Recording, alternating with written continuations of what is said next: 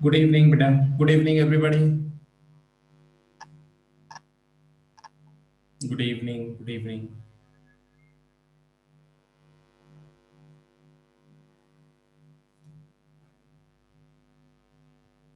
Actually, we are going through a major power shutdown since last 2 days. Actually,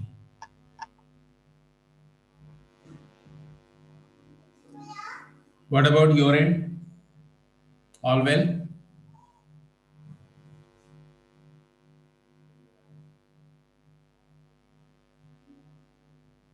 ठीक है. तो last class में हम लोग क्या कर रहे थे? ठीक है. ठीक है. ठीक है. ठीक है. Okay. Is there some noise? Let me check. वैसे थोड़ी हमिंग सी मुझे फील हो रही है.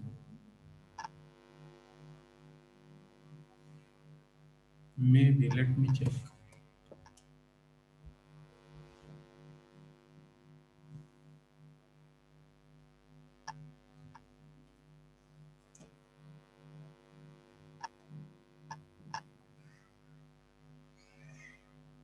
Just a minute. Let me check.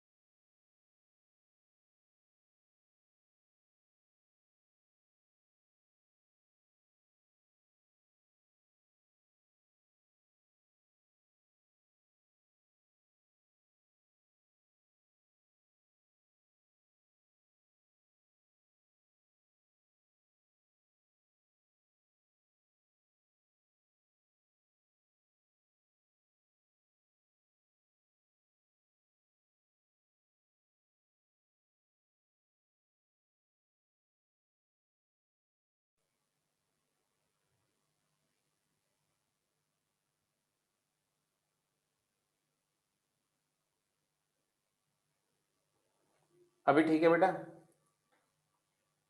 थोड़ा सा ट्रबल तो लग रहा था मुझको, but I hope now it is okay. Okay, ठीक है.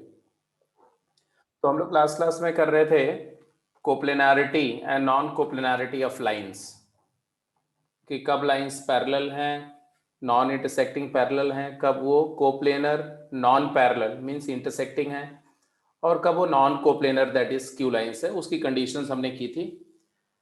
और लास्ट क्लास में ये भी किया था कि अगर दो लाइंस कोप्लेनर हैं या नॉन कोप्लेनर हैं उसको डिसाइड करने के लिए, और उन दोनों लाइन का इंटरसेक्शन पॉइंट फाइंड करने का method, vector as well as cartesian method दोनों। तो आई होप वो सारी बातें आप सभी को क्लियर हैं। तो उसी point of intersection of two line के रेस्पेक्ट में दो स्पेसिफिक केसेस डिस्कस करने जा रहे हैं। पहले तो पहले आप हेडिंग देंगे केस, स्पेशल केसेस। ठीक है, स्पेशल केसेस क्या है? If C minus A B D S T P zero, means ये एस टी पी जीरो होने पर क्या होता है? अगर ये एस टी पी जीरो है, इसका मतलब है कि A point C point vector B और वेक्टर डी के प्लेन में होगा, because C minus A vector lies in the plane of B D, so lines coplanar होंगी। बिल्कुल सही बात है। तो ये होने का मतलब लाइंस कोप्लेनर हैं, this is one thing for sure. अब लाइंस कोप्लेनर हैं तो मान लो एक लाइन ऐसी है और एक लाइन सपोज करो ऐसी है, राइट? इस और फर्स्ट लाइन पर एक पॉइंट है और सेकेंड लाइन पर एक पॉइंट है रिस्पेक्टिवली। मान लो वो पॉइंट है हमारा, फर्स्ट लाइन का पॉइंट है ए जिसका पोजीशन वेक्टर स्मॉल ए है, और इसके अलोंग वेक्टर जो है वो बी वेक्टर है। इसका मतलब फर्स्ट लाइन का इक्वेशन हम वही ले रहे हैं क्या? R is equal to a vector plus lambda B. और जो दूसरी लाइन का इक्वेशन है वो है r is equal to c vector plus mu d. इसका मतलब क्या है कि the point on the line is capital C, position vector small c, and the direction vector of the line is d vector. अब अगर b vector, d vector as well as c a minus C vector, मतलब सी minus ए vector, ए C vector, ये vector और ये vector और ये vector अगर तीनों एक ही प्लेन में हैं तो दोनों लाइन कोप्लेनर हो गई। ये बात क्लियर है। अब फिर बोल रहे हैं B is not equal to K D, मतलब कोप्लेनर। तो यहां से ये दोनों कंडीशंस हमने बोला, lines are coplanar but non parallel, lines are coplanar but not parallel.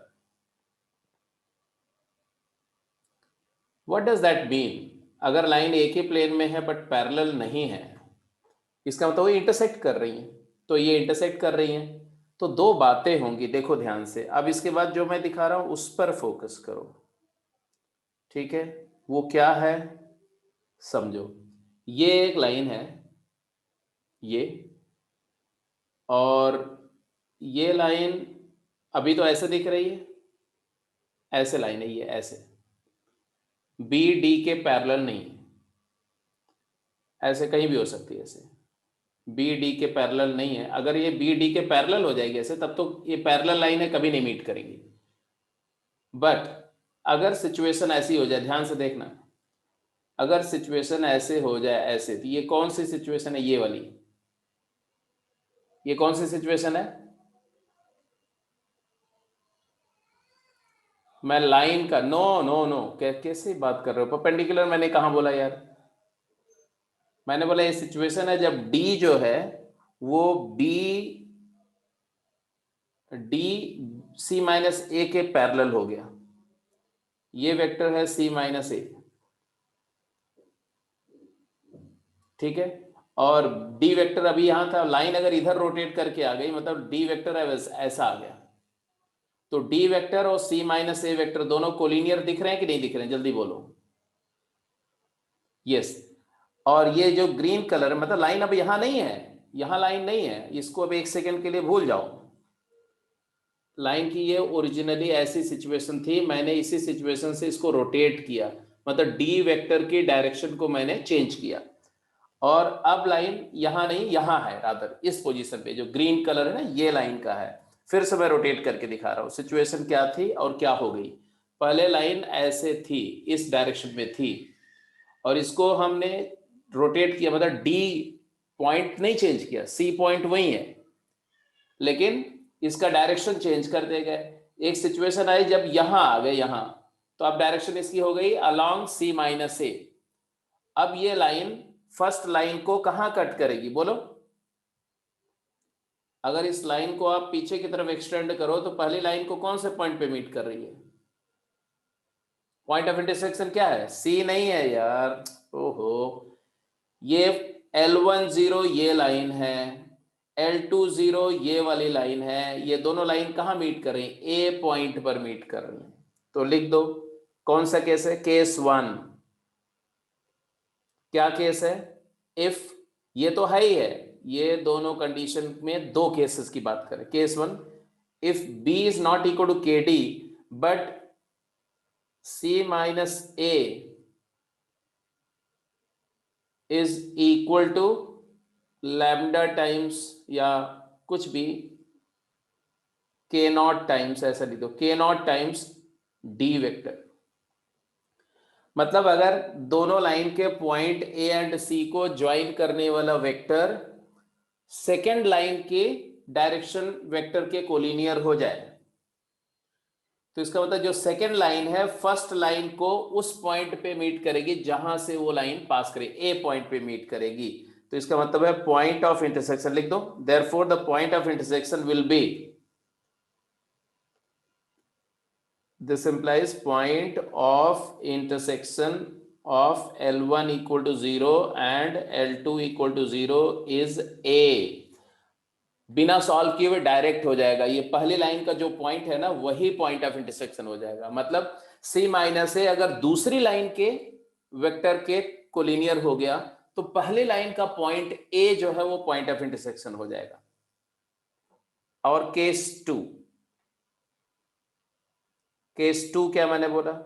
If C minus A become parallel to B vector, अब क्या होगा? C माइनस से B के पैरेलल होने का मतलब क्या है? फिर से मैं डायग्राम दिखा रहा हूं, ध्यान से देखना।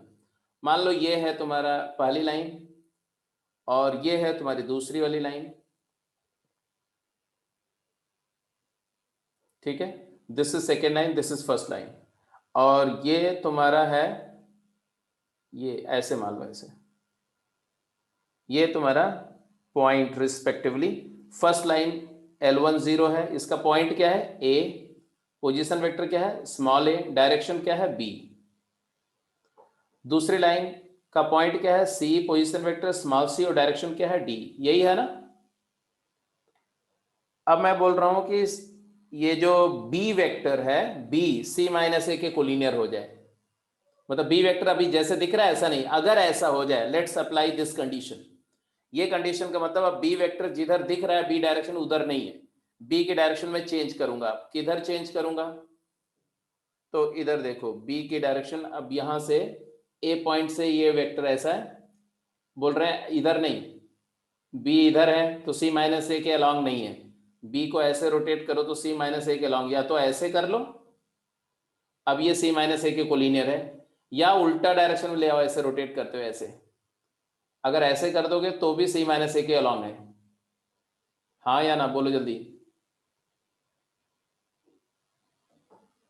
यस, या तो B इधर हो जाए या B इधर हो जाए, दोनों ही कंडीशन में what is the point of intersection of L1 and L2?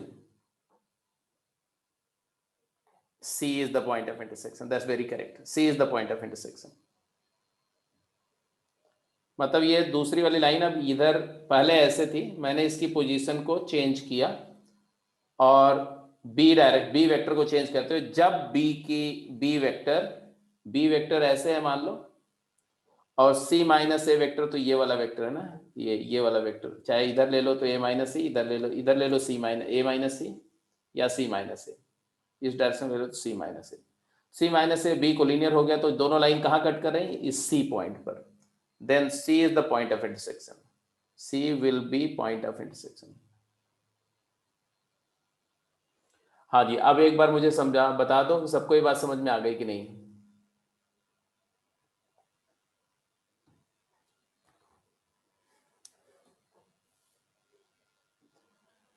मतलब अगर दोनों लाइन के जो पॉइंट्स हैं उनको ज्वाइन करते हुए A माइनस सी या C माइनस ए वेक्टर फाइंड कर लो, फिर वो वेक्टर को कंपेयर कर लो कि वो पहली लाइन के वेक्टर के अलॉन्ग है। अगर वो पहली लाइन के वेक्टर के कोलिनियर है तो दूसरी लाइन का पॉइंट इंटरसेक्शन पॉइंट बन जाएगा। अगर वो दूसरी लाइन के वेक्टर के कोलिनियर है तो फर्स्ट लाइन का जो पॉइंट है वो इंटरसेक्शन पॉइंट बन जाएगा। ये पहली लाइन के वेक्टर के अलॉन्ग है C माइनस ए, तो जो सेकेंड लाइन है L20 का जो पॉइंट C था वो पॉइंट ऑफ इंटरसेक्शन हो गया। और पहले केस में जब B जो है D और C माइनस ए इक्वल था, मतलब सी माइनस ए डी के कोलिनियर था, सेकेंड लाइन के वेक्टर के कोलिनियर था, तो अगर सी माइनस ए सेकेंड लाइन के अलॉन्ग हो गया तो सेकेंड लाइन ए पे आके मीट करेगी, तो पहली लाइन का पॉइंट इंटरसेक्शन पॉइंट हो गया। अब इस पर स्ट्रेट अवे कुछ क्वेश्चंस, कुछ स्पेसिफिक केसेस ऐसे आ जाएंगे जिसमें ये शॉर्टकट हो जाएगा आपके लिए, राइट। तो ये डिस्कशन हो गया, क्वेश्चन इस पे एक दो कर लेते हैं फटाफट जल्दी से। ये दोनों केस हो गए, हाँ जी फटाफट आंसर करिए, क्विक।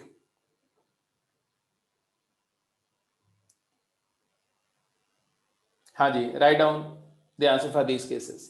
बोल रहे हैं show that the line this and this intersect. तो सबसे पहले तो हम इसको L1 0 मान लेते हैं, इसको L2 0 मान लेते हैं। L1 मतलब a plus lambda B is R,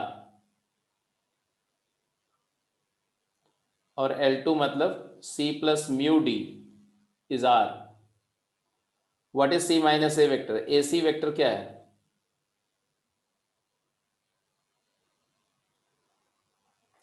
तो C वेक्टर देख रहे हो ना, इसका पॉइंट 2 6 3, ये देखो 2 6 3 सेकेंड लाइन का point 2i cap plus 6j cap plus 3k cap minus ए vector 0i cap 2j cap minus 3k cap. तो C minus A vector you will find क्या आएगा बोलो? 2i कैप रहेगा, 6j minus 2j 4j cap, 3k plus 3k 6k cap, 2 4 6। It is clearly 2 times B vector, है ना। ये देखो B vector क्या है, तो यहां पर C वेक्टर जैसे आपने देखा था B vector i cap plus j cap plus k cap है, B vector is i cap plus 2j cap plus 3k cap. तो AC B के अलॉन्ग है, AC B के अलॉन्ग है, इसका मतलब है जब दोनों लाइंस को मैं प्लॉट करूंगा ना तो ऐसा प्लॉट आएगा, एक लाइन ऐसे है और एक लाइन ऐसे है मान लो, और जो पहले लाइन का पॉइंट है A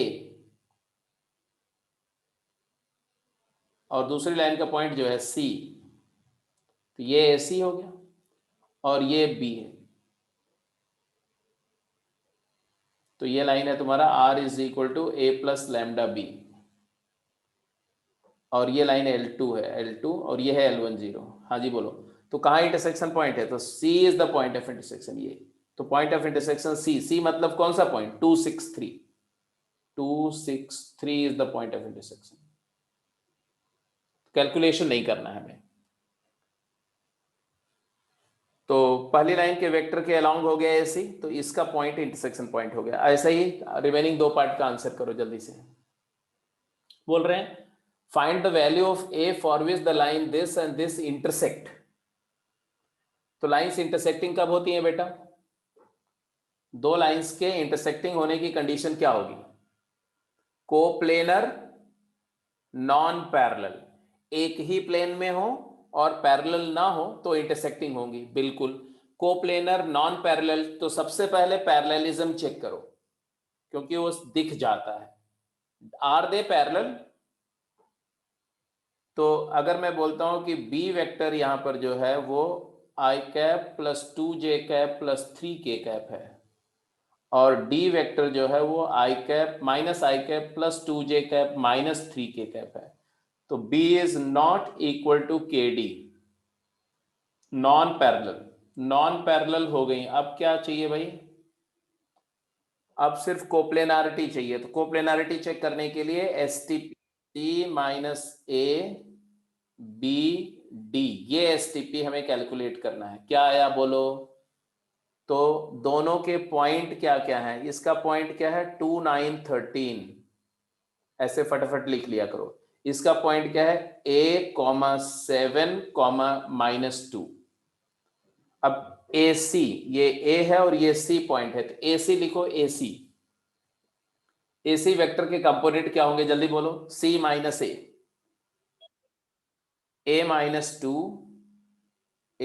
2, final minus initial, 7 - 9 is -2, -2 - 13 is -15, and B के कंपोनेंट क्या है 1 2 3 और डी के कंपोनेंट क्या है -1 2 3 -3। ये जो एसटीपी है ये 0 होना चाहिए फॉर कोप्लेनारिटी, क्योंकि इंटरसेक्टिंग होने के लिए नॉन पैरेलल कोप्लेनर होने चाहिए। तो नॉन पैरेलल तो देखते ही पता चल गया कि ये पैरेलल नहीं है। कोप्लेनर होने के लिए ये एसटीपी वैनिश करना चाहिए।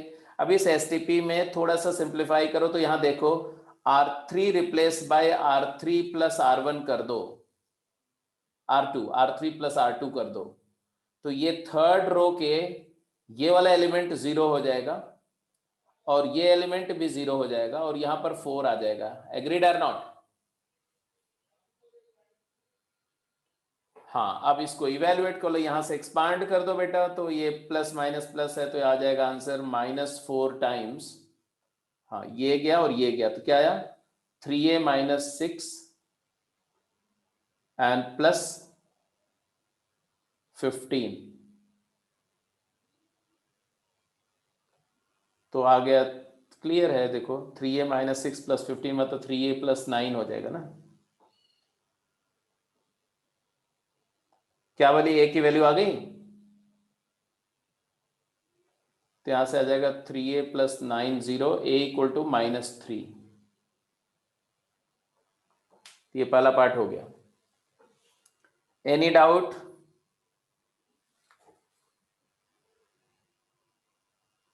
अगला पार्ट,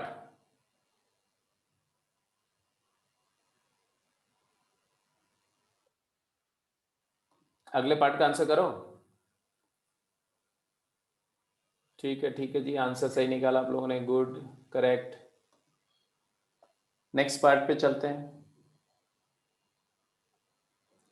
बी पार्ट में क्या पूछा गया बताओ?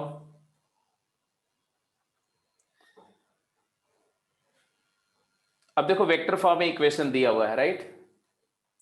Vector equation is given in vector form, और दोनों लाइन का इक्वेशन पता करना है कि दे इंटरसेक्ट आर नॉट। कहानी तो वही रहेगी, पहले फटाफट बोलते जाओ जरा। What is a vector?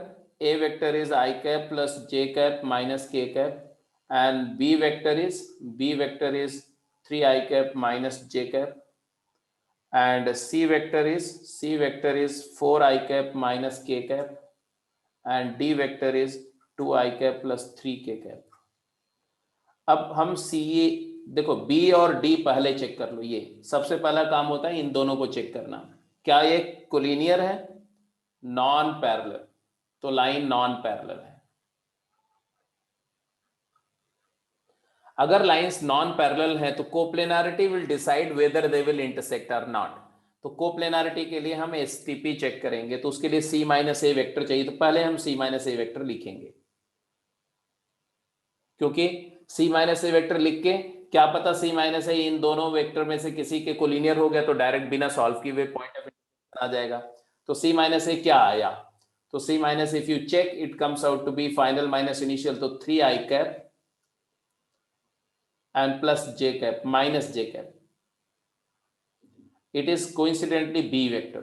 c minus से b के इक्वल है, तो इससे क्लियरली पता चल गया कि कोप्लेनर है, क्योंकि एसटीपी 0 हो जाएगा, c माइनस से bd 0 हो जाएगा, तो कोप्लेनर भी आ गया एंड पॉइंट ऑफ इंटरसेक्शन भी डायरेक्ट आ गया, है ना? पॉइंट ऑफ इंटरसेक्शन क्या आया? तो पहली लाइन के कोलिनियर हुआ c माइनस से, तो दूसरी लाइन का जो पॉइंट है ना, पॉइंट, ये पॉइंट इंटरसेक्शन पॉइंट बन जाएगा। तो point of intersection is 4i cap minus k cap, या 4, 0, -1। हेलो दीक्षांत, समझ में आ गया कि नहीं? दीक्षांत तुम्हें तो आ गया बेटा, दीक्षांत है कि नहीं वो? हाँ जी आ गया, क्लियर है? स्पेशल केस में तुम्हें कुछ दिक्कत हो रही थी, ओके ठीक है जी। Go to the next question.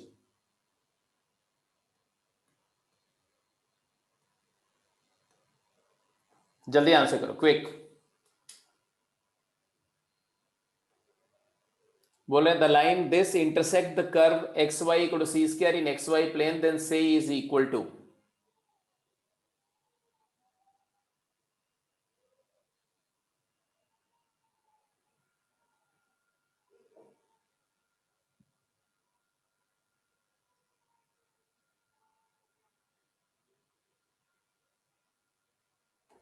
और एक क्वेश्चन और दे दे रहा हूं, उसका भी आंसर करेंगे।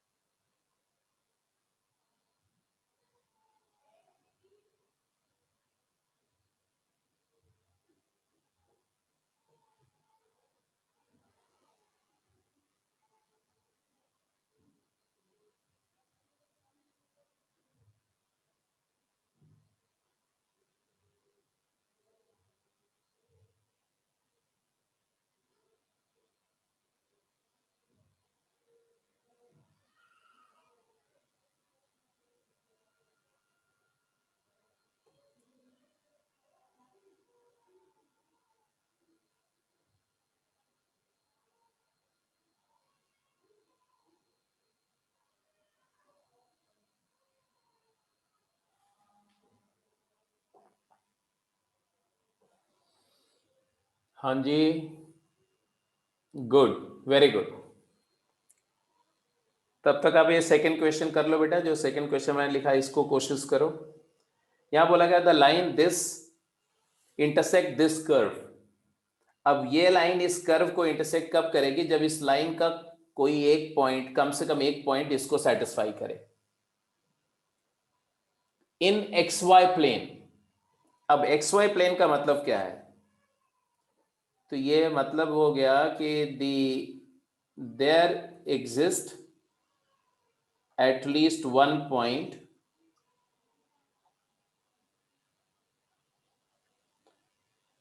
of line which lies in xy is equal to c square and z equal to 0, क्योंकि xy प्लेन का मतलब है कि z कोऑर्डिनेट 0 है।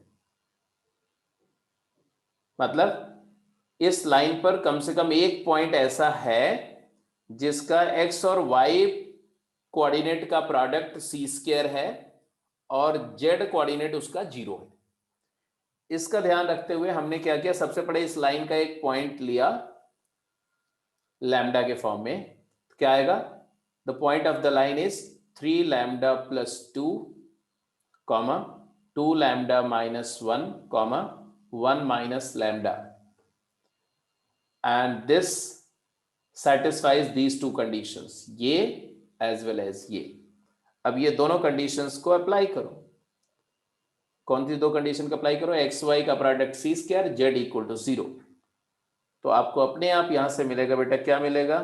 एक्स वाई का प्रोडक्ट मतलब 3 lambda plus 2 into lambda minus 1, 2 lambda minus 1 is equal to C square, and Z coordinate 0 मतलब lambda equal to 1। अब ये लैम्डा इक्वल टू 1 यहां पर फीड कर दो तो आ जाएगा c square is equal to lambda को 1 किया तो आ गया 5।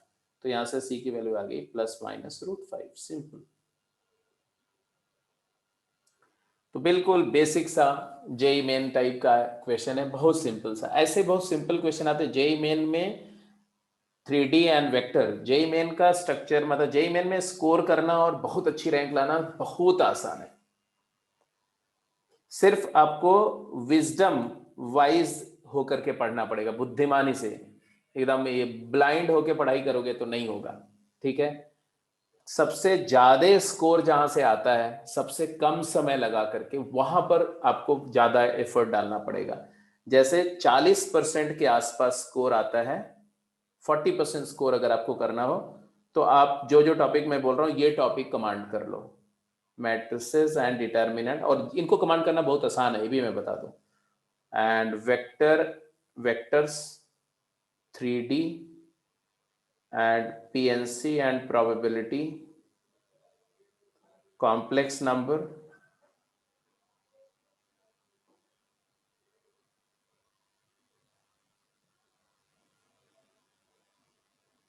अगर इसके आई थिंक और इसके अलावा इतने से ही आ जाएगा।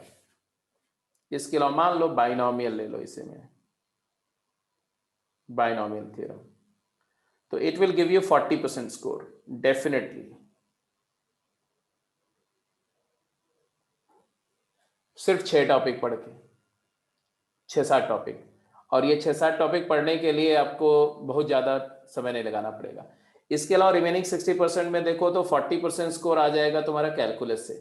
और कैलकुलस में भी टॉपिक कौन से हैं? Differentiability, continuity and differentiability, and maxima minima, and indefinite and definite and differential equation. इसके अलावा बाकी टॉपिक भी पढ़ेंगे। Only calculus, yes, only calculus is going to give you around 35 to 40%, minimum 35%, maximum 40%। इसके अलावा जो है वो सब सपोर्ट के लिए होता है, ठीक है। तो मतलब आपको थोड़ा सा, मैं जहां पर ज्यादा समय लगा रहा हूं इसका मतलब वहां से ज्यादा स्कोर आएगा, ये सोच करके अगर पढ़ोगे ना, उसके हिसाब से अगर एडजस्ट करोगे तो बढ़िया से हो जाएगा। एनीवे, चलो क्वेश्चन पे चलते हैं। अगला क्वेश्चन हुआ, कैसे किया, क्या किया आपने?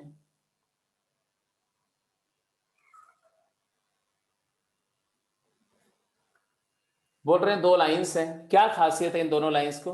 इनको देख करके आपको कुछ दिखा, समथिंग स्पेशल?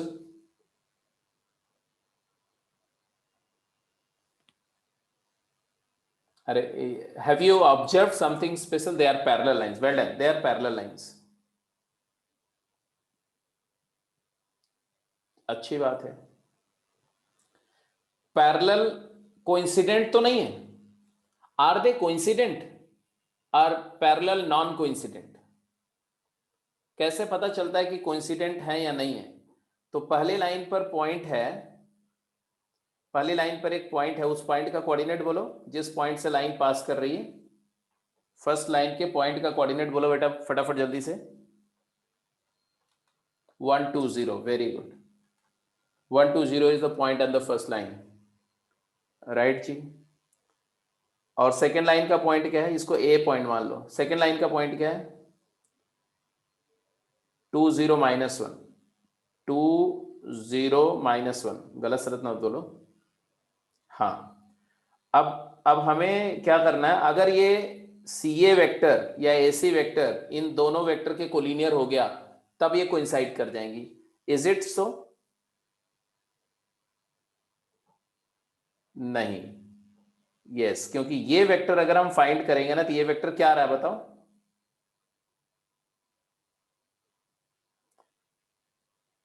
ये वाला वेक्टर क्या आ रहा है? I cap -2j cap -k cap. तो ये पैरेलल नॉन कोइंसिडेंट है, पैरेलल लाइंस हैं। अब आपसे क्या पूछा गया? आपसे पूछा गया कि इनके बीच की डिस्टेंस बताओ, पैरेलल लाइन के बीच की शॉर्टेस्ट डिस्टेंस मतलब परपेंडिकुलर डिस्टेंस, ये कैलकुलेट करिए। कैसे करेंगे बताओ?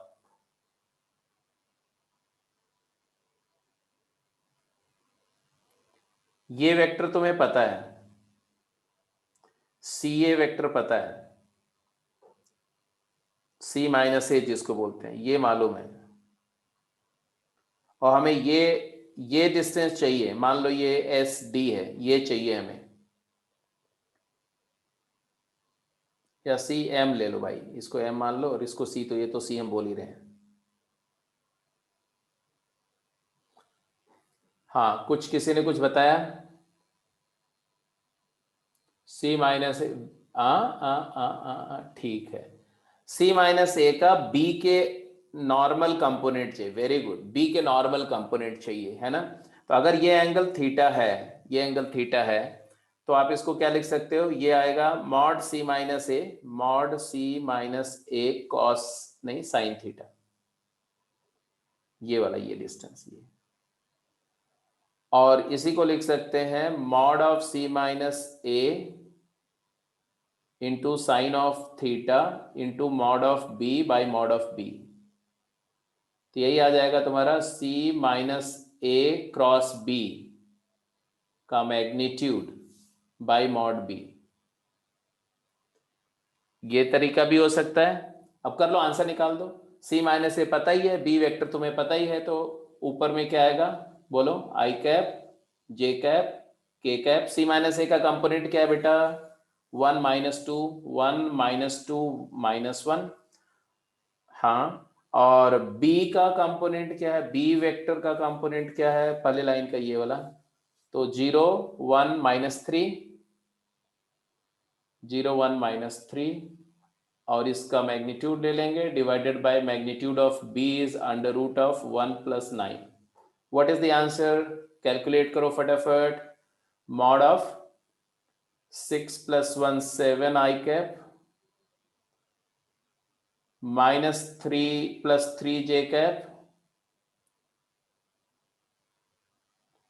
1 K cap, divided by √10. So it is equal to √49 + 9 + 1 by √10. तो √59 by √10। तो दो पैरेलल लाइन के बीच का डिस्टेंस निकालने का तरीका आपको समझ में आ गया। क्योंकि देखो दो ही केस में डिस्टेंस निकालनी पड़ेगी। अगर lines non coplanar skew lines हैं तो उनके बीच की शॉर्टेस्ट डिस्टेंस निकालनी पड़ती है, और अगर कोप्लेनर हैं बट वो नॉन इंटरसेक्टिंग है, मतलब नॉन कोइंसिडेंट है, तो निकालनी पड़ती है। जब कोप्लेनर इंटरसेक्टिंग होंगी, बी और डी डिफरेंट होंगे, तब तो नहीं निकालनी पड़ेगी। और देखो मैंने कोई अलग से फार्मूला नहीं बताया, अपने आप ही ने आंसर बताया, ठीक है। इसका एक और तरीका था आंसर निकालने का। वो आंसर निकालने का क्या तरीका था, ये वेक्टर निकाल लो, component of C - A along B, और फिर this plus this is equal to this. तो एक तरीका ये भी था कि AM vector plus MC vector is equal to AC vector. तो MC वेक्टर आ जाएगा, है ना, MC vector is equal to AC vector minus AM vector. AC vector तुम्हारा C - A है, और AM वेक्टर है तुम्हारा C - A vector dot B cap into B cap, और फिर इसी का मैग्नीट्यूड ले लो, तो यहां से भी आंसर आ जाता है, वही आंसर आएगा, लेकिन क्रॉस प्रोडक्ट वाला थोड़ा सा फास्ट है, जल्दी से आ जाएगा, इसलिए इसको नहीं उसको करेंगे। बट ऑप्शन में अगर ये दोनों दिया रहे, है ना, तो हमें दोनों पता होना चाहिए। अगले क्वेश्चन पे चलते हैं। हाँ जी, गिवन 2 लाइंस, असर्शन है द लाइंस इंटरसेक्ट, रीजन है दे आर नॉट पैरेलल। सबसे पहले आपने क्या चेक करना है, सबसे पहले चेक करना है कि they are not parallel. Yes, they are not parallel, they are not parallel. दिख रहा है सबको, they are not parallel, yes, मतलब रीजन इज करेक्ट। तो देखते ही हमें पता चल गया कि reason is a correct statement, ये एक सही स्टेटमेंट है। अब लाइन इंटरसेक्ट कर रही कि नहीं कर रही है, तो अगर पैरेलल नहीं है, नॉन पैरेलल है, तो हमें इंटरसेक्ट डिसाइड करने के लिए क्या करना पड़ेगा, नॉन पैरेलल एंड कोप्लेनर होगी तो इंटरसेक्ट करेगी। तो कोप्लेनारिटी चेक करो, कैसे करेंगे कोप्लेनारिटी चेक, C - A BD का STP, that is determinant x2 - x1 y2 - y1 z2 - z1 and L1 M1 N1 L2 M2 N2, ये निकालना है। बोलो बेटा फटाफट जल्दी बोलो। x2 - x1, पहली लाइन के पॉइंट को x1 y1 z1 बोल रहे हैं। 4 - 5, बहुत ध्यान से लिखा करो, 1, और दूसरी लाइन के पॉइंट 2 - 1 0, ये x2 y2 z2 है, और ये x1 y1 z1 है। हाँ जी बोलते जाओ। x2 - x1 इज -2, 2 - 4, -1 -5, तो -1 + 5 4, and 0 - 1 is -1, 2 4 - 3, 2 4 - 3, and 1 3 - 2, 1 3 - 2।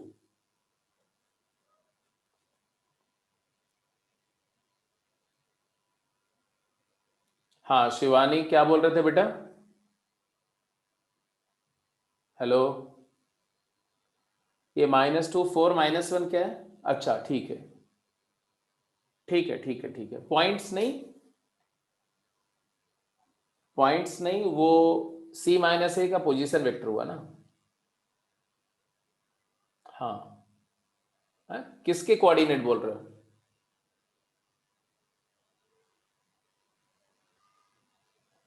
Shivani unmute करो, बोलो क्या बोल रहे हो, I am not getting you.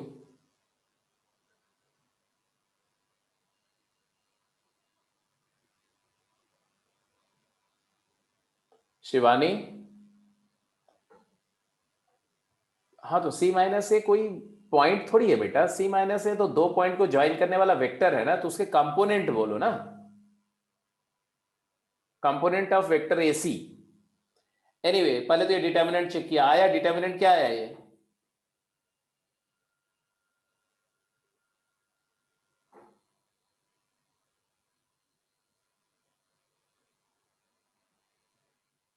Zero. कैसे जीरो आया, कैलकुलेट कर लिया? वैसे तो इसको ऐसे भी लिख सकते हैं 0 8 and -4 and 2 4 -3 and 1 3 -2। First row से अगर एक्सपैंड करोगे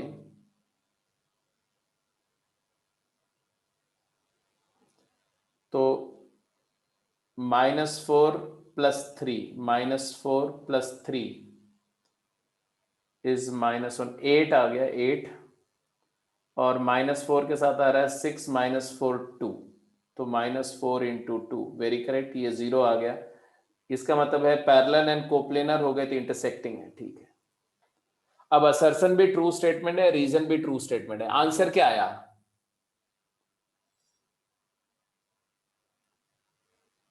अब किसी ने डी लिखा था, करंट डी कैसे लिख दिया भाई तुमने?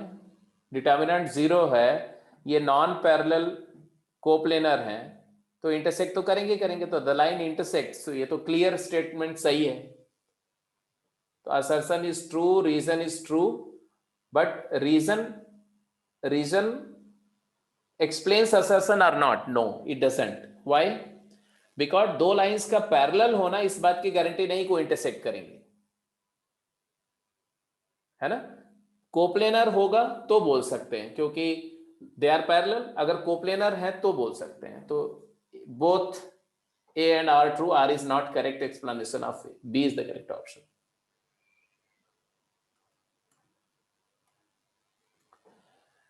अब आ जाता है distance between two parallel line. तो आपको देख तो लिया ही, फटाफट एक बार कॉन्सेप्ट जैसा एक जगह लिख लो, हेडिंग दो, distance between two parallel line. Suppose we have two lines, R is A plus mu B lambda B first line L1 and R is C plus mu D second line L2। तो ऐसे case में इसका point A है, इसका point C है। The perpendicular distance between these two parallel line is nothing but the projection of C minus A on this direction which is perpendicular to B and D, क्योंकि B और D तो same ही है। तो C minus A का B के normal component जो आएगा वही है distance between two parallel lines. अब C minus A का B के नॉर्मल प्रोजेक्शन क्या आएगा, तो आपने लिख ही लिया, इसको पूरा लिखते जाओ, फटाफट लिखते जाओ। Let this angle be theta, तो which is equal to AM आ गया, AM is equal to AC sin theta, and that is equal to mod of C minus A into sin of theta into mod of B upon mod of B, and that is equal to C minus A का mod का cross B vector का mod divided by mod B। इसी को अगर लिखना चाहो तो Cartesian form में, तो x2 minus x1, y2 minus y1, z2 minus z1, i cap, j cap, k cap and L1 M1 N1 का magnitude divided by under root of L1 square plus M1 square plus N1 square, ये आएगा, ठीक है। तो ये हो गया perpendicular distance between two parallel lines, right. और इसी को ऐसे भी लिख सकते हैं, it is equal to magnitude of am is equal to magnitude of am vector, and am vector can be written as cm vector minus ca vector.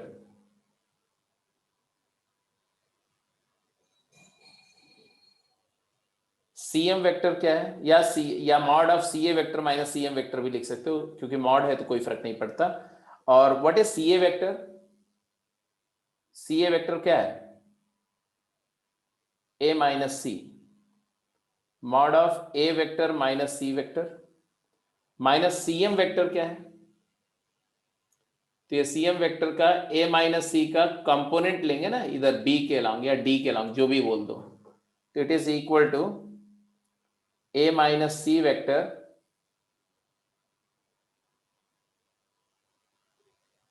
का component along b, तो a minus c dot b cap into b cap. तो आपका ये दोनों answer, ये भी answer है और ये भी आंसर है.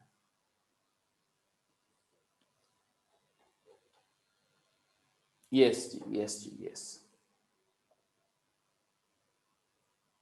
तो ये हो गया तुम्हारा परपेंडिकुलर डिस्टेंस की बात हो गई. चाहे आप ऐसे लिखो c minus A dot B cap into B cap, या c minus A cross B by mod B.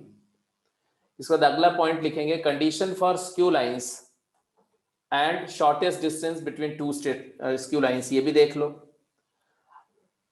मान लो L1 ये वेक्टर है, लाइन है r is a plus lambda B, मतलब x minus x1 by L1, y minus y1 by m1, z minus z1 by n1. दूसरी line थी r is c plus mu D vector. ये पिछली class में कर चुके हैं, मैं जस्ट फाइनली एक बार रिवाइज कर रहा हूँ क्वेश्चंस करने से पहले. x minus x2 by L2 is equal to y minus y2 by m2 is equal to z minus z2 by n2. अब अगर ये दोनों लाइन स्क्यू हैं, स्क्यू होने का मतलब क्या है कि नॉन कोप्लेनर है, तो उनका जो एसटीपी है c minus A B D zero नहीं होगा. c minus A STP B D zero नहीं होगा. तो कार्टेशियन फॉर्म में यही कंडीशन को हम लिखेंगे x2 minus x1, y2 minus y1, z2 minus z1, L1 m1 n1 b का कंपोनेंट, L2 m2 n2 ये d वेक्टर का कंपोनेंट, मतलब c माइनस ए का कंपोनेंट, b का कंपोनेंट, d कंपोनेंट से जो डिटर्मिनेंट है ये जीरो नहीं होना चाहिए. ये है कंडीशन जब दोनों लाइंस क्यू होंगी. Non parallel non coplanar, neither parallel non coplanar lines neither parallel nor intersecting होंगी. अब ऐसे केस में उनके बीच का डिस्टेंस कैसे निकालेंगे, ये आपको मैंने बताया था. क्या बताया था? मैंने बोला था कि अगर मान लो कि एक लाइन ऐसे है और एक लाइन सपोज करो ऐसे है,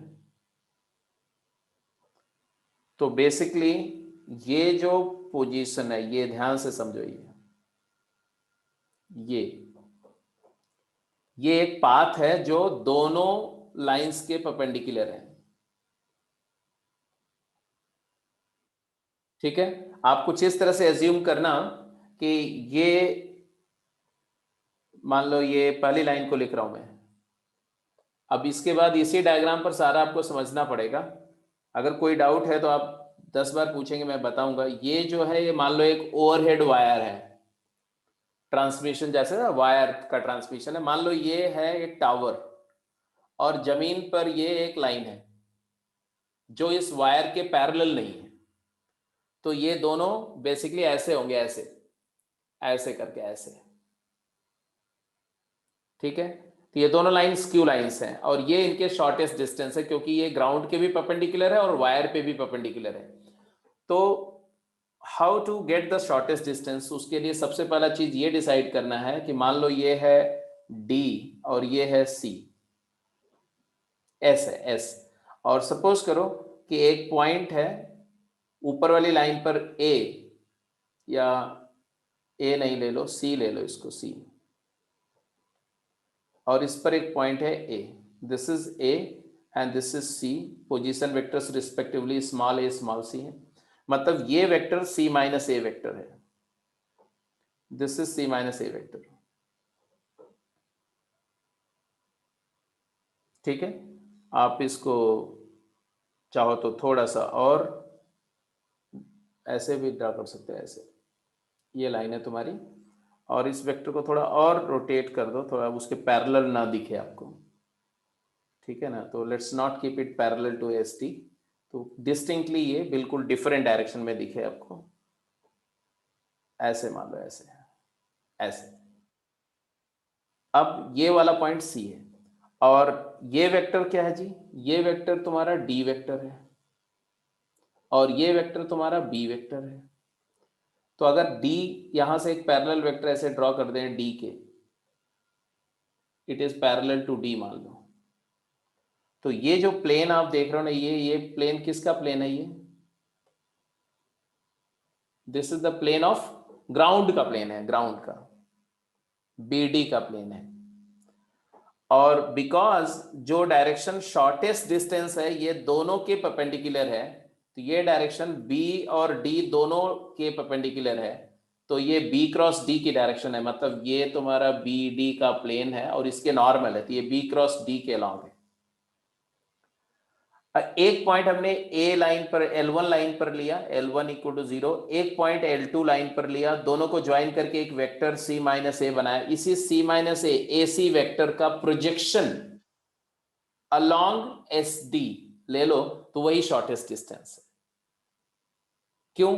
क्योंकि एस डी जो शॉर्टेस्ट डिस्टेंस वाली डायरेक्शन है, अगर मैं C को C से परपेंडिकुलर प्रोजेक्शन फ्रॉम सी, मैं जो बोल रहा हूं ध्यान से बोलना, सी ऑन एस डी, क्या होगा, एस डी लाइन पर सी से परपेंडिकुलर ड्रॉप करो तो वो परपेंडिकुलर का फुट कहां आएगा, foot of perpendicular drawn from C on the direction S D कहां आएगा, एस ही होगा ना, क्योंकि ये 90 डिग्री है। हेलो, अरे भाई इस पॉइंट से एक परपेंडिकुलर ड्रॉप करो किस पे, एस डी लाइन पर, तो ये 90 है, तो वो कहां मिलेगा एस डी लाइन को, यहां एस पॉइंट पर ही तो मिलेगा।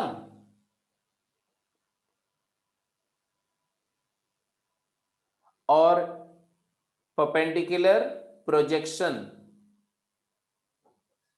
ये मिलेगा एस पे, perpendicular projection from A on S D क्या होगा बोलो, ए पॉइंट से एस डी लाइन पर परपेंडिकुलर ड्रॉप करो तो वो परपेंडिकुलर ऐसे ऐसे ऐसे जाके यही तो मिलेगा डी पर, इट इज डी।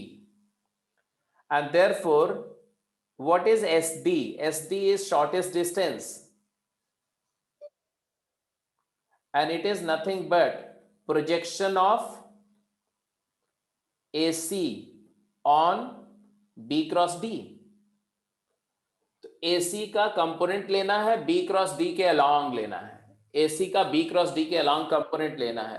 अब किसी भी वेक्टर का किसी भी वेक्टर के अलॉन्ग कंपोनेंट क्या होता है बेटा, आता है AC dot B cross D का डायरेक्शन में unit vector B cross D cap, so it is equal to C minus A dot B cross D upon mod of B cross D का magnitude, क्योंकि distance है तो magnitude लिखना ज्यादा favourable होगा, क्योंकि अगर simply dot B cross D करोगे तो नेगेटिव भी आ सकता है, तो इसलिए मैंने मॉड लगा दिया। और इसके बाद में ये क्या आया, तो ये मैं यहां लिख दे रहा हूं, क्या आएगा बोलो, ये ऊपर आ गया STP, STP C minus A B D divided by का magnitude divided by B cross D का मैग्नीट्यूड।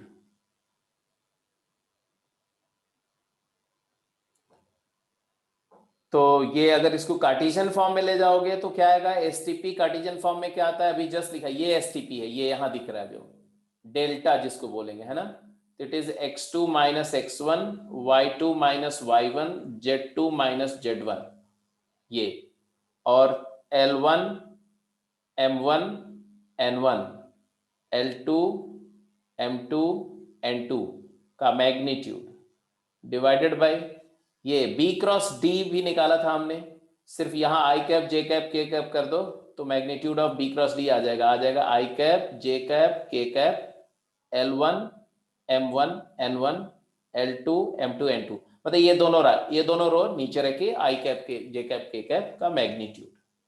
ये शॉर्टेस्ट डिस्टेंस का फार्मूला आ गया। शॉर्टेस्ट डिस्टेंस का फार्मूला एक बार पिछली क्लास में बताया था, फिर से मैंने रिवाइज कर दिया, एक बार मुझे कंफर्म कर दो सबको समझ में आ गई बात कि नहीं।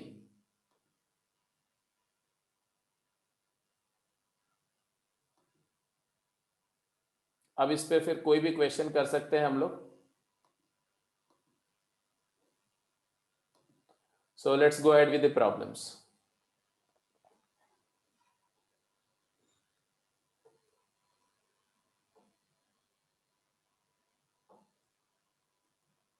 ये था तुम्हारा पूरा डिस्कशन कंप्लीट।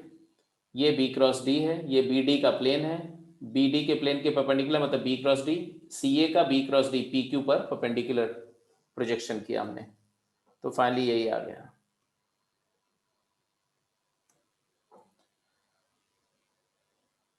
अब हम कोई भी शॉर्टेस्ट डिस्टेंस का क्वेश्चन, पैरेलल लाइन के बीच की डिस्टेंस, कैसे भी किसी भी सिचुएशन में दो लाइन के बीच की डिस्टेंस हम फिगर आउट कर सकते हैं, ठीक है। तो अब कोई भी सम हम लोग कर सकते हैं, तो let's go ahead with the questions. ये तो नोट नहीं करना है, सब लोग नोट कर चुके हैं सारा। Can we move to the questions?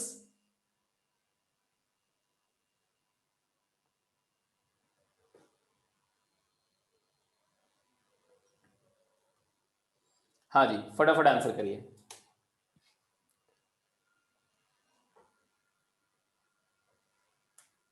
बोल रहे test whether the following pair of lines are intersecting or not, if intersecting find the coordinate of intersection and shortest distance between them. थोड़ा सा ये मिस प्रिंट है, उसको हटा देना।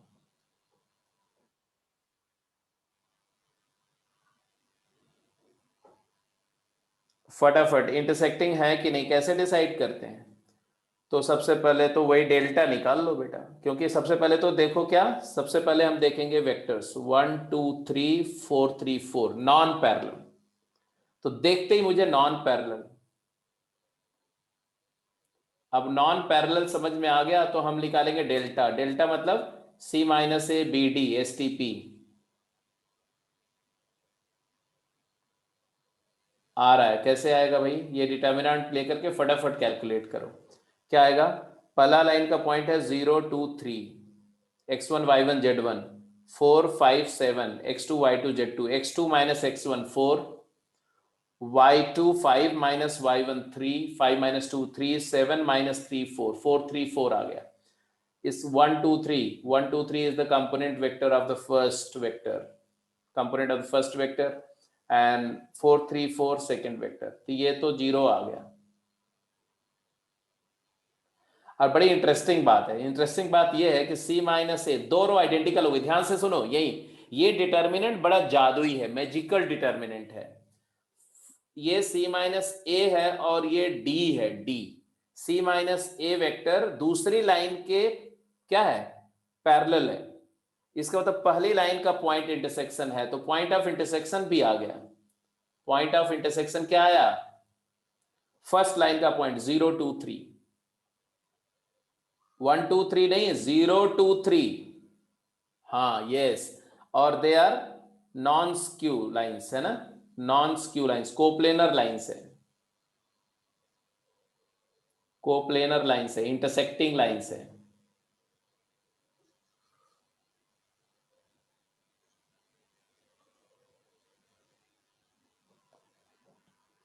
ए part पे चले गए।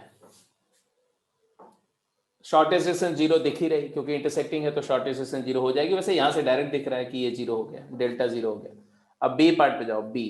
बी पार्ट में फिर वही 2 3 नॉन पैरेलल है ना, नॉन पैरेलल, कोप्लेनारिटी चेक करो। डेल्टा मैं लिखूंगा, आप समझ जाएंगे एसटीपी की बात कर रहे हैं ना। पॉइंट क्या है? 1 2 3, इसका पॉइंट क्या है? 4 1, हेलो, z माइनस 0 अपॉन 1 लिखेंगे ना, तो 0। तो C माइनस ए आ गया क्या? 3 -1, 0 - 3 is -3। and B234 and D521, B vector, D vector, C minus A vector, ये हो गया। अब इसको इवेलुएट कर लो, स्ट्रेट अवे इवेलुएट कर लो, क्यों ज्यादा एफर्ट डालने का, है ना। 3 multiplied by 3 minus 8, 3 into minus 5, 1 into 2 minus 20 minus 18, and minus 3 into 4 minus 15, 4 minus 15 minus 11. So it comes out to be minus 15 and minus 18 plus 33, 0 आ गया बेटा। अच्छा जी, पैरेलल लाइंस नहीं है, पैरेलल लाइंस नहीं है और कोप्लेनर है, मतलब नॉन पैरेलल कोप्लेनर, तो इंटरसेक्टिंग लाइंस है, they are intersecting lines, non skew, non skew. अब यहां पर बिकॉज ये जो C माइनस ए है, ना तो ये B के पैरेलल है ना ही ये D के पैरेलल है, तो ये स्पेशल केस नहीं है। तो इस केस का पॉइंट ऑफ इंटरसेक्शन निकालने के लिए आपको क्या करना चाहिए, आपको सीधे सीधे इस पर एक पॉइंट ले लेना चाहिए, general point 5 lambda plus 4, 2 lambda plus 1 and lambda, और इसको इस वाले में सॉल्व करके लैम्डा निकाल के फटाफट इंटरसेक्शन पॉइंट, जरूरत होगा तो आ जाएगा, है ना। कोऑर्डिनेट ऑफ इंटरसेक्शन निकल जाएगा कि नहीं निकल जाएगा, निकाल के बता दो जरा क्या आएगा, या निकल जाएगा, छोड़ो, बहुत सारे सवाल वैसे कर चुके होंगे। अब आप बी पार्ट पे आ जाओ, C part. What do you see here, 1 2 3 4 3 4, parallel तो नहीं है।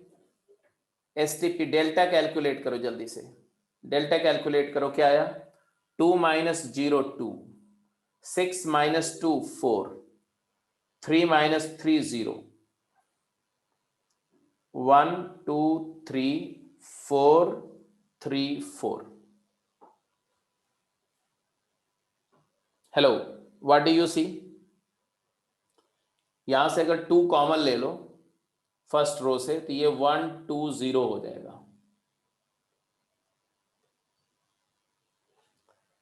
अब दो रो आइडेंटिकल तो नहीं है, बट 2 0 बना सकते हैं हम लोग, है ना। तो 1 2 0 रहने दो, यहां से R2 माइनस R1 कर दो, तो 0 0 3 हो गया, और ये आ गया 4 3 4। इवेलुएट करना बहुत आसान है। क्या आया आंसर, नॉन जीरो आ रहा है, डेल्टा नॉन जीरो आ रहा है, इजंट इट, बोलो हाँ। वैल्यू निकालो, प्रॉपर वैल्यू निकालो, क्योंकि वैल्यू की जरूरत पड़ेगी शॉर्टेज डिस्टेंस निकालने में। तो ये तो पता चल गया कि स्क्यू लाइंस है, दे आर स्क्यू लाइंस। अब ये क्या आया, तो माइनस प्लस माइनस है, तो 3 टाइम्स 3 माइनस 8 माइनस 5 5, तो 2 इंटू 3 इंटू 5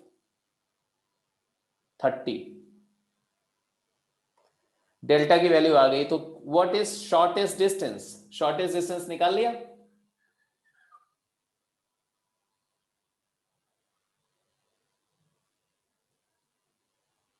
शॉर्टेस्ट डिस्टेंस आ गया, यही जो डेल्टा निकाला ना, this delta divided by magnitude of B cross D, I cap J cap के कैप 1 2 3 4 3 4, इसका मैग्नीट्यूड।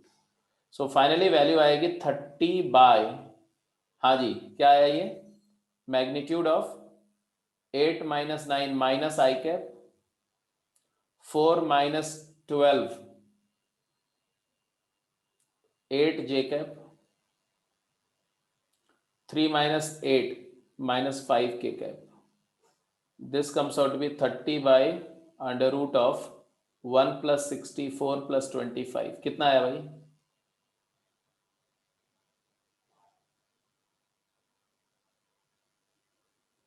3 root 10,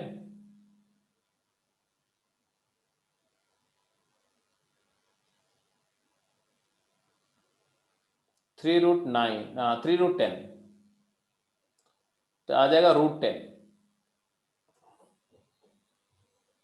हाँ, √90 इज 3√10, तो 3 ऊपर से कैंसिल हो गया, 10/√10 दैट इज √10 हो गया, √10 आंसर आ गया। Is that clear to all? तो शॉर्टेस्ट मतलब कोप्लेनर है, parallel coplanar, parallel coplanar, non parallel, non coplanar. और अगर नॉन कोप्लेनर है तो शॉर्टेस्ट डिस्टेंस कैसे निकालते हैं, अगर पैरेलल है कोप्लेनर है तो शॉर्टेस्ट डिस्टेंस कैसे निकालते हैं, वो दोनों बातें आपको आती हैं।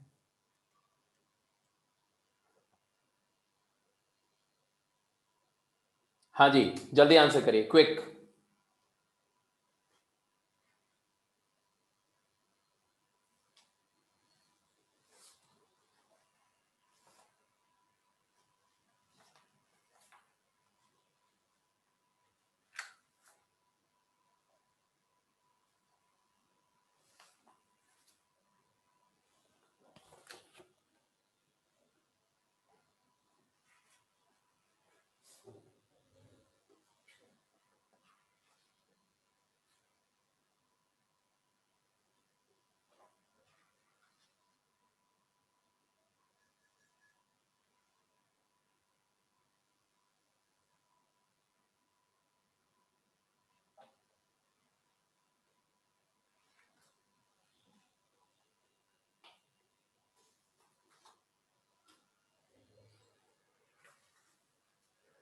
बोल रहे हैं obtain the condition for the line this to intersect the locus of equations this and this.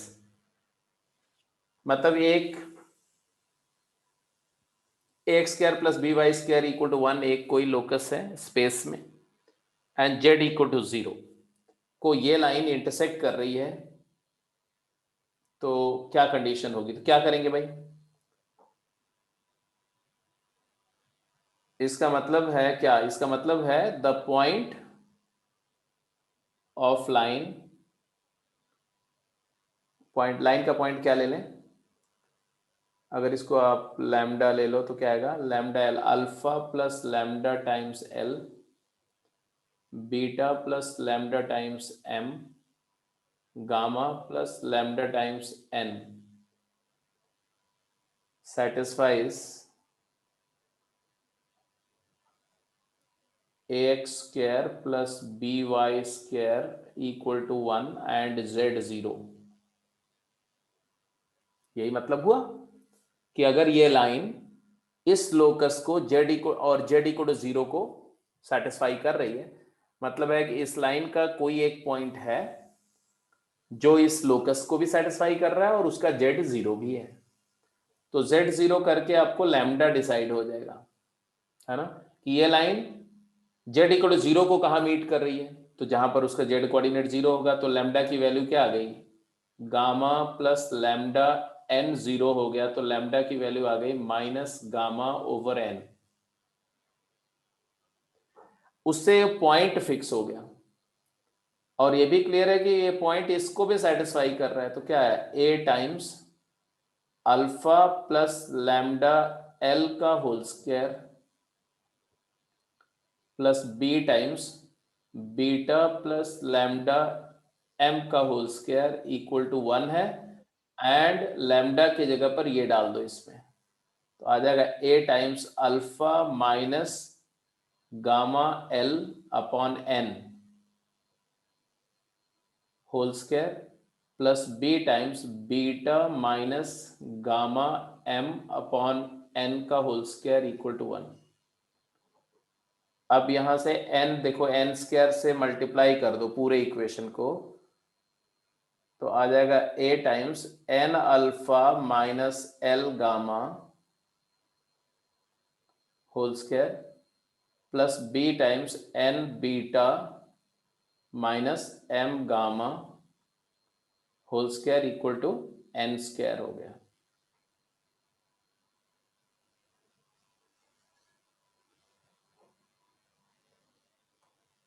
And this is the condition. This is the final condition. That's it.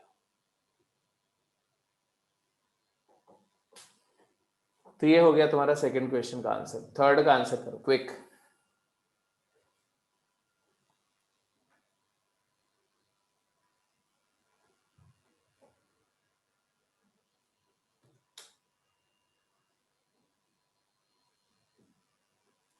बोले find the length of foot of perpendicular from the point this to the given line. अब length of foot of perpendicular वगैरह तो कई बार निकाल चुके हैं, तो निकल जाएगा, छोड़ दो इसको। मैं किसी भी पॉइंट से किसी लाइन पर परपेंडिकुलर का फुट, इमेज का कोऑर्डिनेट, परपेंडिकुलर डिस्टेंस, ये सब निकालना तो आपको आता ही है।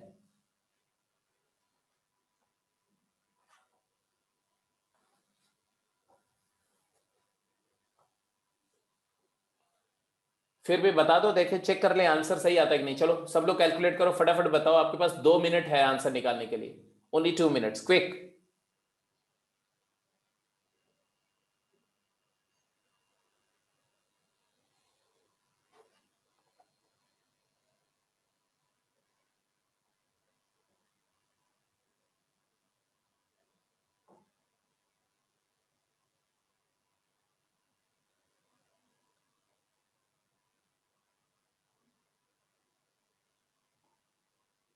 ये पॉइंट का कोऑर्डिनेट दिया हुआ है, मान लो सी है, पोजीशन वेक्टर सी है, 2 - 1 5, और ये लाइन पर पॉइंट ए दिया हुआ है, पोजीशन वेक्टर ए, मान लो कोऑर्डिनेट है इसका 11 - 2 - 8, 11 - 2 - 8, और लाइन के अलॉन्ग वेक्टर का डायरेक्शन रेशियो भी दिया हुआ है, मतलब ये है 10 i cap -4 j cap -11 k cap. ये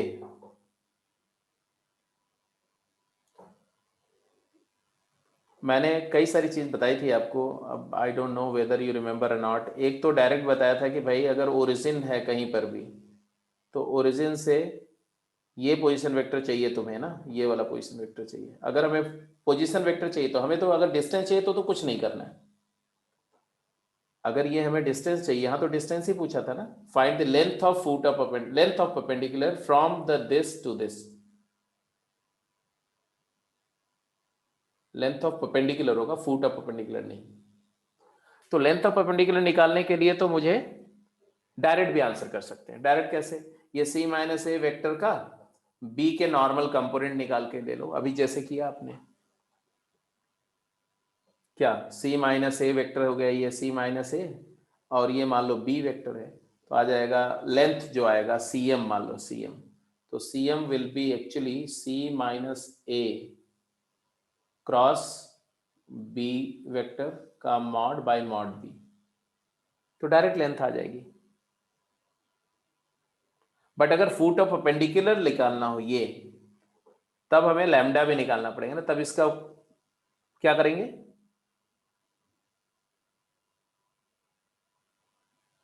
तब वो कैलकुलेट करने के लिए क्या करेंगे? तो उसके लिए आप इसको लिख दोगे कि ये वेक्टर प्लस ये वेक्टर है, एम वेक्टर। तो एम वेक्टर का कोऑर्डिनेट होगा a vector plus lambda times b vector, ये होगा तुम्हारा एम वेक्टर, आर एम। और ये लैम्डा निकालने का तरीका क्या है? तो लैम्डा निकालने का तरीका है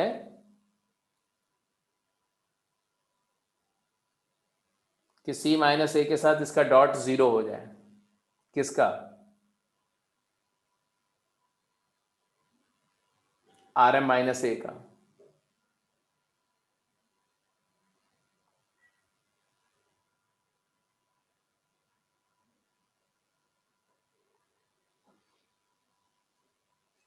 तो आप foot of perpendicular, length of perpendicular निकाल के आंसर बता दो क्या है, क्योंकि मुझे तो अभी वही चाहिए। √22, नहीं नहीं,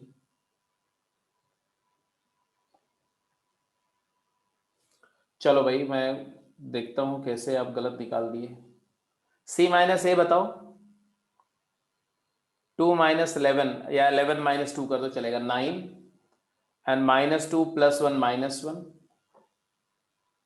एंड -8 -5 -13, और आई कैप जे कैप के कैप, और बी वेक्टर का हमने 10 - 4 -10 -4 -11 divided by mod B.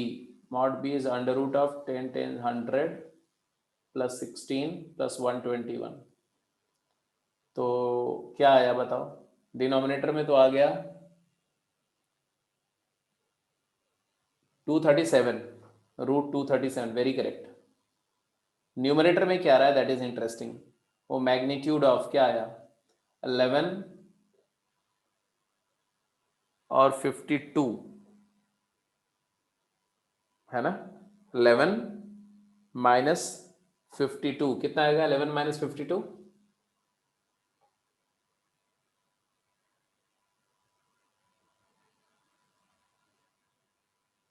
52 minus 11 कितना आया, 38, 38 आई कैप।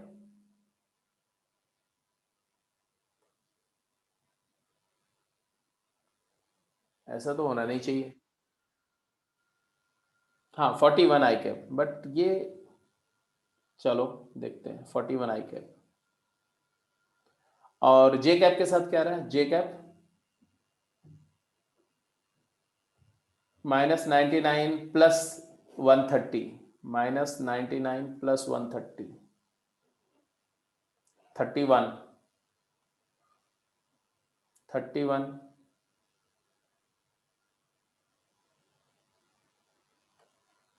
एंड के कैप कितना है, के कैप -36 प्लस 10, -26।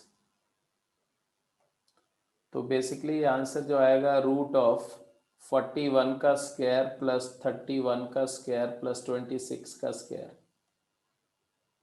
Divide by √37, 237। ये इसमें देखो तो 237 पक्का फैक्टर होगा, ये 237 इसमें फैक्टर होगा बेटा।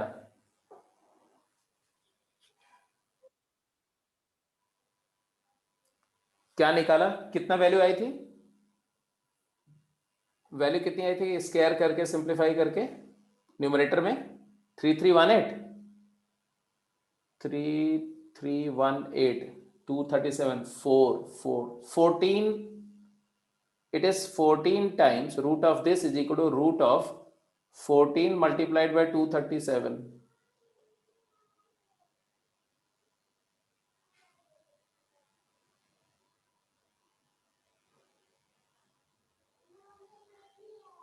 Yes, divided by √237. So it is equal to √14 आ गया आंसर, स्क्वायर रूट ऑफ 14।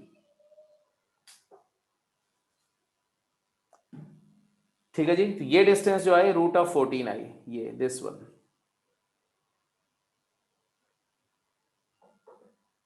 ठीक है, अब इसको अगर आप याद करो तो उसमें एक चीज मैंने बताई थी कि AC dot B by mod B का होल स्क्वायर, ये जो जब ऐसे लिखते ना ये ऐसा, तो इसमें जो ये लैम्डा है, ये लैम्डा के लिए भी मैंने एक फार्मूला बताया था, it is C minus AC dot B by mod B का होल स्क्वायर।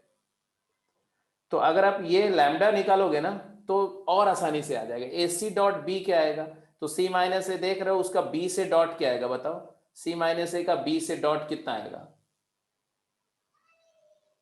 C माइनस ए वेक्टर ये वाला था,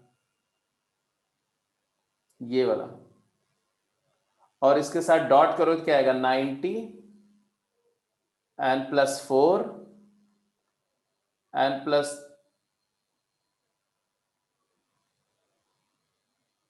143,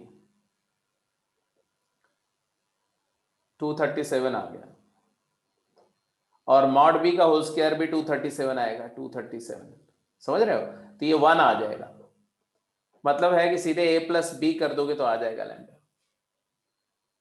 तो इसमें ये वाला वेक्टर को 1 आएगा कि I think minus AC dot B आएगा, तो यहाँ माइनस आएगा, तो आपका आंसर जो आएगा वो आ जाएगा 10, 11, 1 एंड 2 एंड 3, 1, 2, 3, ये आर एम वेक्टर जो आएगा ना आई कैप प्लस 2 जे कैप प्लस 3 के कैप आ जाएगा। फिर इसका मैग्नीट्यूड निकालोगे तो क्या आएगा 1 प्लस 4 प्लस 9, तो यहां से भी √14 आ जाएगा। तो वेक्टर वाले मेथड से जाओगे तो भी बहुत, तो ज्यादा आसानी से आ जाएगा, कार्टेशियन वाले मेथड से थोड़ा सा आपको कैलकुलेशन ज्यादा करनी पड़ी, ऐसे ये वाले मेथड से। तो ठीक है, तो आज की क्लास को यहीं पर क्लोज कर रहे हैं। अब तुम्हारा स्ट्रेट लाइन का जो कॉन्सेप्ट है ये कंप्लीटली कवर हो गया, फिनिश हो गया। अब आप स्ट्रेट लाइन पर मतलब एनसीईआरटी से आप अपना जो शॉर्टेस्ट डिस्टेंस के जो बचे हुए सवाल है वो सारे कर जाओ। अब प्लेन पे चले जाएंगे। आपको मैं प्लेन पर एक इनिशियल एक छोटा सा लेक्चर जिसमें सिर्फ कॉन्सेप्ट होंगे और 3 जो बेसिक फॉर्म्स होते हैं प्लेन के इक्वेशन लिखने के। एक तो जनरल जो मैंने क्लास में एक बार करा भी दिया था, 2 बार करा दिया है, ठीक है। फिर एक नॉर्मल फॉर्म और एक होता है तुम्हारा इंटरसेप्ट फॉर्म। ये तीनों फॉर्म जो है, हर एक फॉर्म का डेरिवेशन और हर एक फॉर्म पर एक एक दो छोटे छोटे एग्जाम्पल्स, तो वो मैं आपको शेयर कर दूंगा, उसको एक बार देख लेना सो दैट जो नेक्स्ट क्लास होगी आपकी फ्राइडे को, तो उसमें हम लोग प्लेन पर different ways of writing equation of plane उस पर थोड़ी प्रैक्टिस करेंगे और क्वेश्चंस करेंगे, ठीक है। और जो नहीं समझ में आ रहा है उसको हम एक बार शॉर्ट में एक्सप्लेन भी कर देंगे, तो उसको देख लेना। क्योंकि मैं चाहता हूं कि बाय दिस वीकेंड आपका ये जो है 3D का मेजर पार्ट खत्म हो जाए और हम लोग कैलकुलस स्टार्ट कर सकें। तो अगस्त में हम लोग कैलकुलस से ही बिगिन करना चाहते हैं। कैलकुलस मतलब आईटीएफ, इनवर्स फंक्शन है, उसके पहले थोड़ा सा फंक्शन का कुछ एडवांस पार्ट है वो भी करेंगे, फिर आईटीएफ करेंगे, तब लिमिट्स करेंगे। लिमिट्स आपने बेसिक किया हुआ है तो हम कॉन्टिन्यूटी डिफरेंशियबिलिटी करेंगे लिमिट्स पे थोड़ी प्रैक्टिस करा करके अच्छे क्वेश्चंस की। ठीक है बेटा, तो आज की क्लास को यहाँ पे क्लोज कर रहे हैं।